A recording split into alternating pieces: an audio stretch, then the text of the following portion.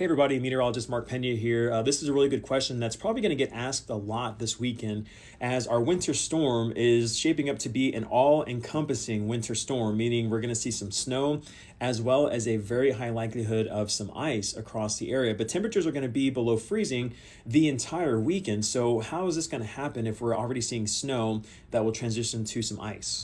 And it all depends on the temperature profile above us. If we were just forecasting at the surface, yeah, this would be an all snow event because temperatures fall below freezing tonight and don't warm above it for at least the next 7 to 10 days.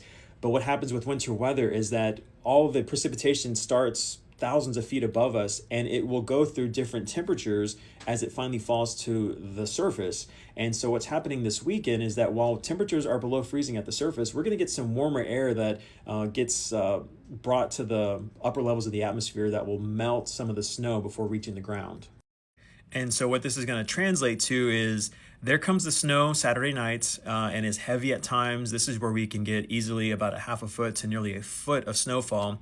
And then there comes that warm air above us. And while it's below freezing at the surface, we start to see that snow transition to ice during the day on Sunday. And at this point, this is going to be equally as much snow as it is ice. And it's going to be with us for quite a while before finally wrapping up. Another way to look at this is this graphic here, and I'll go through each one. But whenever it rains, it's because temperatures are above freezing at the surface. So while there's snow in the clouds, as it falls, it melts and it comes down as liquid precip.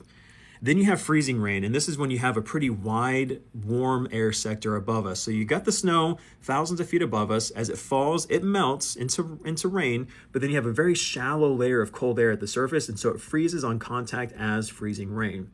What's going to happen this weekend is a condensed version of this. We're going to have the cold air above us, a very shallow layer of warm air, so it's enough to melt the snow, but as it comes back down to the surface, it refreezes into little ice pellets, and that's going to be sleet. And we're going to see a mix of freezing rain and sleet heading into Sunday.